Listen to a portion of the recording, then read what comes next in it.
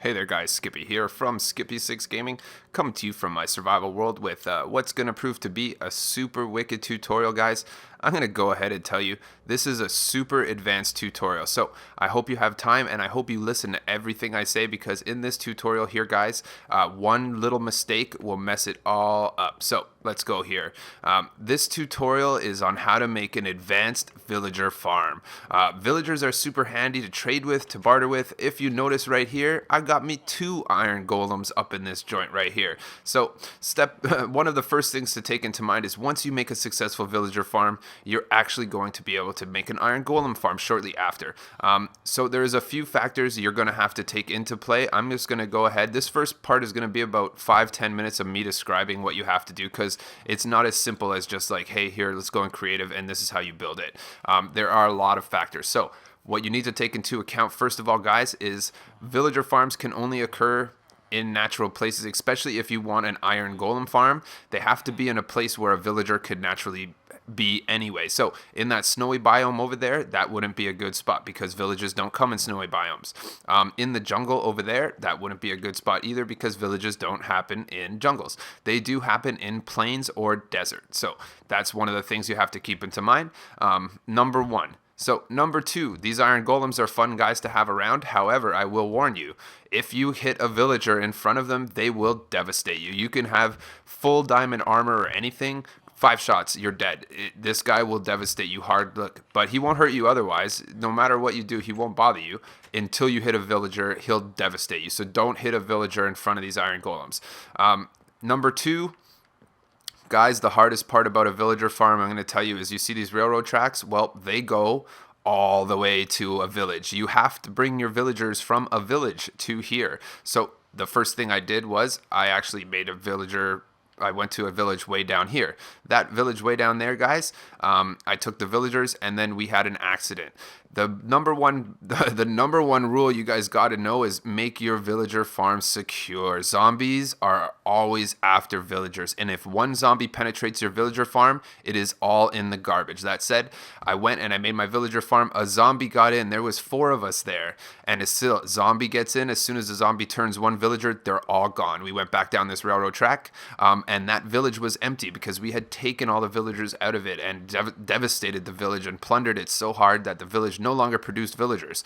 So I had to then find a whole other village way down this track all the way to the west, and bring them there. So basically the first step of this is grab yourself a lot of rails, a lot of mine carts, and all the stuff you need to bring the villagers all the way here. So that said, I did that. That is not going to get a tutorial because it took a very long time, but either way, rails, mine carts, at least bring 2 with you. I try to do it slowly but surely. I just go there, get them in the mine carts, and slowly start making the track and pushing them along the way. I was lucky. That village is about 300 blocks that way, and the village over here is just a little bit farther, but it wasn't that hard. So let's go in. I'm not going to waste your time anymore. I've already talked for 3 minutes without even showing you. A villager farm is awesome, guys. Let's go on in this room. Notice Fort Knox. No wooden doors. A zombie gets in there, all your hard work is in the garbage. So let's go in. You're going to hear that, and there you go. Notice the chests everywhere? Well, I'll show you why I have chests everywhere. Is because they're filled with enchanted weapons. They're filled with everything. Redstone, glowstone, enchanted books. Like, every single place. Look, this all fortune pickaxes. Fortune efficiency. So the one thing you're going to learn, look, we got a few villagers here. These are priests, the guys in the purple. Look. Protection 2, Thorns 1 for a few emeralds. Again, I just use a diamond duplication glitch on emeralds. This farmer is brand new. He just got here. I've been kind of looking at it, and this guy here, Protection 2 chestplate enchanted. These guys are the bomb, guys. With the diamond duplication glitch used on emeralds, you can literally trade with them all day. They keep going. So for my purposes, guys, what I do is I wait and I trade up with them until I get the good ones. So you'll notice these villagers off on the side. These villagers off on the side are the butter. All the villagers that turn out to be really good, I rip them out of the farm. I give them their own hole in the ground. That way I continue to trade with them separately. At the end of the day, you're only allowed a certain amount of villagers in a space base. So when a villager turns out to be good for nothing, I make sure there's no iron golems around and I kill him, making room for another villager to be born and come down in our thing here. So I'm going to just go ahead and show you what a good villager is to me. These two right here are the ones that are good to me. They're priests. Every villager type can be good. However, priests and librarians are the ones that are going to provide you with the most coolest stuff. So this guy was my first one. Let's check out what this villager offers. Unbreaking 2 pickaxe. Emeralds for gold. Efficiency 2, Fortune 1 diamond pickaxe. Come on, guys. This is just at my disposal right here. Fortune 1, efficiency 3 iron axe. Unbreaking 1 diamond axe. And a knockback 1 sword. This guy right here, if you just grab yourself some diamonds, basically whenever they're offering you enchanted weapons or armor, you just have to have one of that item as well as some emeralds to trade. That guy's pretty good. All I do is trade with him all day and fill this box with all the fortune pickaxes you want. Non-stop, guys. This guy here as well. He's pretty good, not as good as the other guy, but you'll notice that they're always going to give you Eyes of Ender, Sharpness 2 Sword, unlimited bottles of enchanting. I gotta say, again, if you duplicate your emeralds, then all of these items are unlimited. I just keep pressing a button, and I got all of them. I buy them out every time. Just keep buying them out over and over again, and that's how you get new items. Just keep buying them out every time. Duplicate those emeralds, buy them out. Again, for me, I've kind of got to the point where I'm running out of storage space for everything. Through the loops, you're going to find random chests with just like, there's some sort of unbreaking 2 pickaxes, everything. So let's just go on up here, and I'll show you a little bit of it. And then we're going to jump over to my creative world, guys, and I'm just going to show you quickly how to build this facility. Oh, come on. You'll see the instant little patch up, and you'll see what we got going here. So the big key to farming villagers is the doors. Villagers will mate whenever there's a certain amount of doors. That said, there are several rules, and make sure you're in the right biome and whatnot. So for me, guys, what I started originally was just I put the villagers in this room with the doors, and they all mated, and one by one we would all hang out on top of this wall. But what I learned was you want to keep this locked down. I know that if a zombie did get in here, the zombie is not going to affect these villagers. One zombie gets in here, this whole villager farm is garbage. Don't even think I'm talking. It actually happened to me. When this was wide open, a zombie got in when we were all here and destroyed it all. I had to run a whole new track to a whole new village. So the one thing that I learned was the villagers will actually spawn faster if all the villagers aren't in one spot. So if we have like 8 villagers in a circle right here, they're not going to spawn as fast as if I get some of them out. So I added this one little waterway. This is actually, I've never seen anybody else's design. I looked at everybody else's, and this kind of is like the survival world way to make it work good, and it does. Honestly, this works pretty cool. I'm going to go ahead and warn you, baby villagers are quick as hell. Don't mess with them. And baby zombie villagers, which I got to run in with the other day, are actually quite difficult as well. So basically, I just put a train track in the middle with 2 carts, and I keep those 2 villagers there. There's no way to force this other villager down this way, so what I find is when too many villagers kind of take shape here, I'll just bust this door open and kind of push a few down. That said, I also keep an eye on the fact that when a villager is no good, I just get rid of them right away. It makes space for a new villager. Keep this bad boy closed down hard. No zombies go in there again, or it all goes in the garbage. You keep the good ones here. So basically, the really good ones are off on the side, but these ones are like in training. I'm trying to see. This guy's brand new, just got there, but see, this guy's already got a protection 2 chest plate. That's pretty good. This guy's got a protection. Is that the same one? Oh, they both got the same thing. So that said, looking at this, I might end up dicing one of these guys off. What I really looking forward to now is the librarians. I had a lot of librarians with the first one. So without any further ado, guys, I'm going to show you how to do this. Basically, you got to get the villagers here. That's on you, and that's a little bit more than you can expect it to be. Just get a lot of railroad tracks and take your luck with it. But so on that note, guys, I'm going to go over, you don't need more than 1 villager farm. So I'm going to go on my creative world where it's a little easier and show you exactly how to build the villager farm. Check you in my creative world.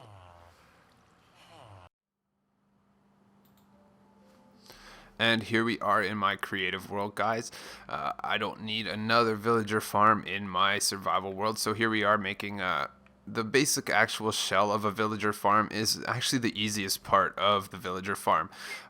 It could be any size. I would recommend you do want more doors, so 3, 4, 5, 6, 7, 8, 9, 10. So I'm gonna make it 12.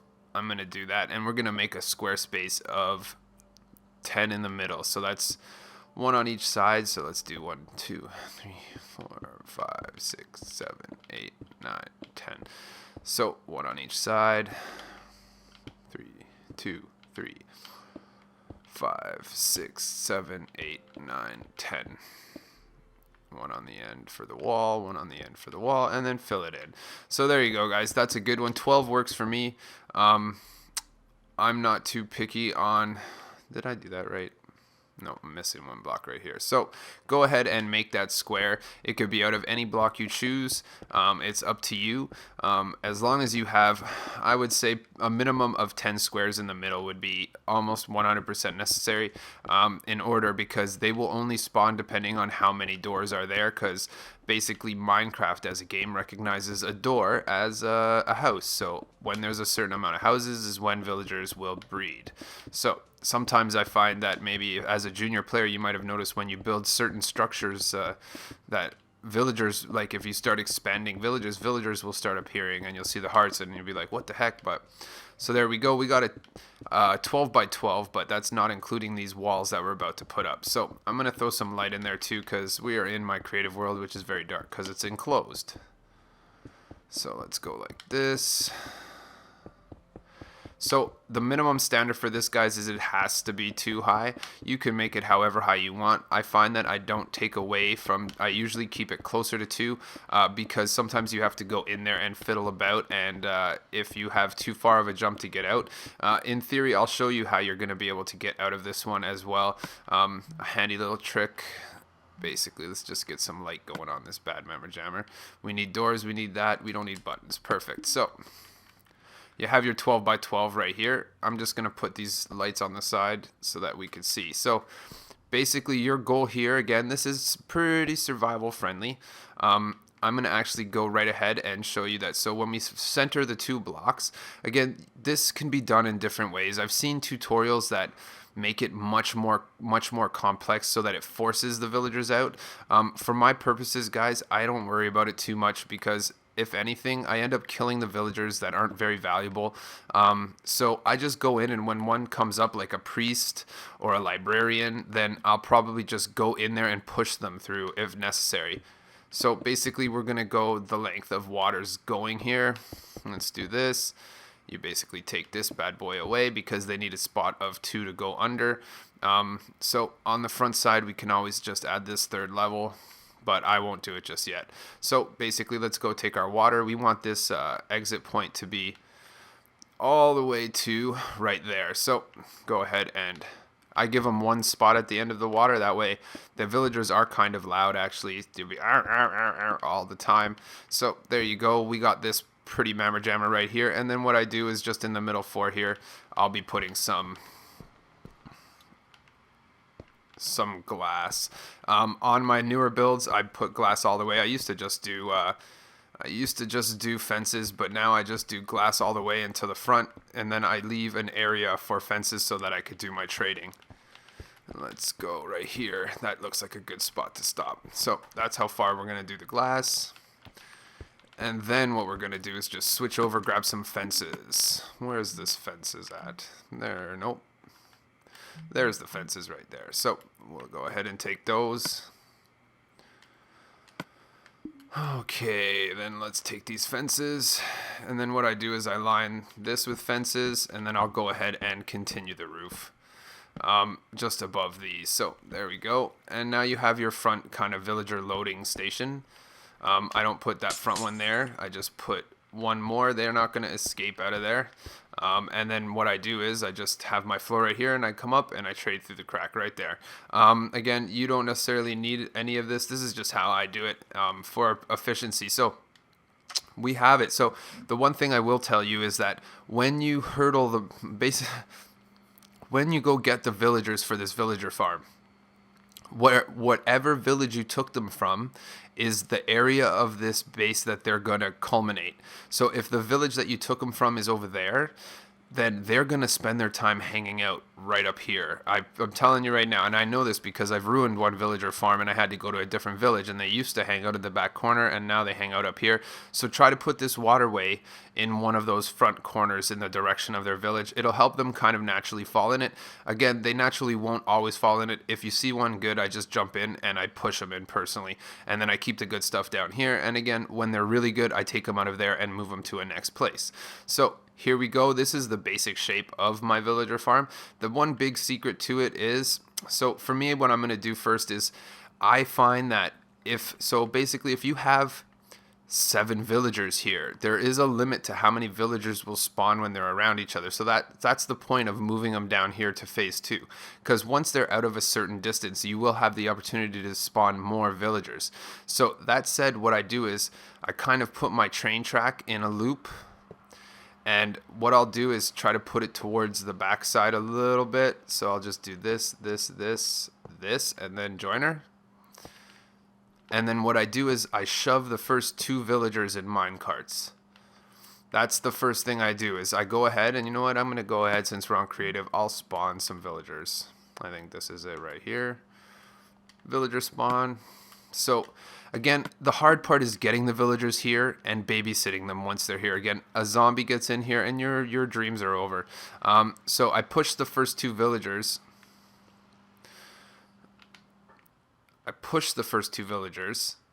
Into the carts. Look at that, we got a priest.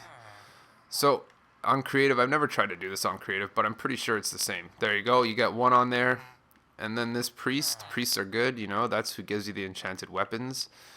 There you go. So the first 2 villagers are on the carts. Now they're going to stay. So that said, what I do is I try to keep a minimum of villagers in this area here, except for these 2, because these 2 are the ones that are going to spawn. So what I do is I fill the rest of the area up with doors. So the more doors, the better. So what you want to do is maximize this and actually put as many doors as possible. And the way that you do that actually is by simply put your back to the wall and place the door. See? Now you go all the way around the whole entire thing. And that's going to maximize the amount of doors you can have. Go over 1 and do it again. Again, you can't do it over the water, but you can do it right up to the water. And then skip by the water. So basically, you can only have, I don't know the exact percentage, but a percentage of the doors. So if you have, I think it's 1/3. So if you have 20 doors, then you can have 7 villagers, give or take, and it grows. So the more doors you fit in here, honestly, the better for your project. So let's go up here and start doing this again. And again, I'm on creative mode now. Making this in survival was much harder because I had to pretty much fill my inventory a couple times with doors. You could literally put every single door here. When you are shipping them out of here, I just open the doors and ship them out. So the more the merrier. Let's get this done. Nope, can't put it there. Can put it there. There we go. And there you go, guys. Basically, max the doors for every single space. The villagers don't mind. They like doors. They're going to go click, clack, in and out of doors all day. It's very noisy, actually. It's pretty much the noisiest farm I have, although a cow farm can be pretty annoying as well. And maximize the doors. This one here is going to have an obscene amount of doors. I think this is actually 1 bigger than the one I use in my world, which is okay. So basically right there. So just circle around the train tracks here. And lean up. And you can't put one there. You can't put one there. So it looks like we maxed our doors. Pretty much, you could tell what block they're on. That one opens there. So we just maxed our doors. There you go, guys.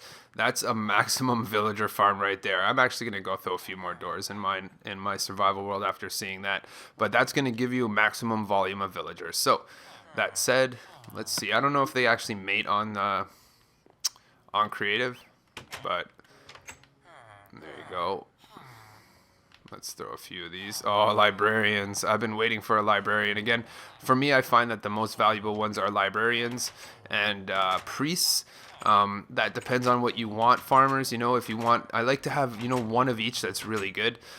Then again, guys, right here is a key element. What I suggest you do actually is make sure it's nice and lit up, because the last thing you want is an actual zombie spawning in there. That would make your villager farm actually disappear.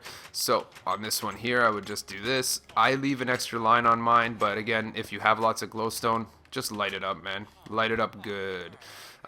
Or else you lose a lot of work. Like I said, this was the easy part of a villager farm. Maintaining it, keeping the emeralds you need to trade with them is a whole nother story. But honestly, what I do is I enclose it.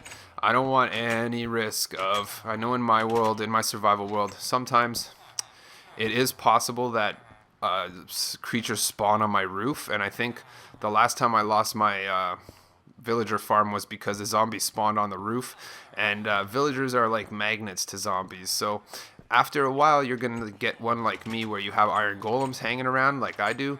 Then that makes you feel a little more comfortable, but honestly, who wants to do this hard work and just lose it all to nothing? So I would go ahead and enclose it exactly like this with glowstone. If you don't have that much glowstone, just make it a one higher. The other thing is, I'm gonna go in there and adapt something here is, if you have the room, you know, mine is a little smaller. What I would do actually is go in here and I would take a couple out and I would put a crafting table in there, because you're going to find that it is actually pretty handy to have a crafting table in there, and or a small chest as well. So I think what I'll do is just put a crafting table and a chest in there, because in your real villager farm, you're going to want to be able to mix and match in between items and trade randomly. Again, I do it a little differently, but when you first start out, this is going to be a good way to do it, and I'm going to show you how to get out. So the villagers can't get out, but you can. All you got to do is open these doors and jump out. That's basically how I did it for the first beginning. Cover it up like I said, and there you go, guys. The hard part about this is actually making the villagers go there in the first place. There you go, villager goes in. So basically, when one comes out to be a good one, like this librarian, I'm like, okay, I want the villager. So, and there you go, villagers up here. Then I trade him away. You know, I want that librarian. Let's trade with the librarian. He offers paper for now, but librarians will offer you enchanted books as well. And then there you go. Make sure that you keep the area lit, guys. Like I said, if you have any comments or questions or thoughts about villager farms, let me know. I could do my best to help you out, but with the information in this tutorial, you probably have everything you need to make a villager farm. And this one looks a little nicer than mine, but this one will produce some good volume with the amount of doors it has. If you think this video is awesome, don't forget to hit that like, guys. Share it on your social media with your friends on Facebook and Twitter, as well as subscribe to my channel for tons more tutorials on wicked things. Thanks a lot for tuning in, and I'm out.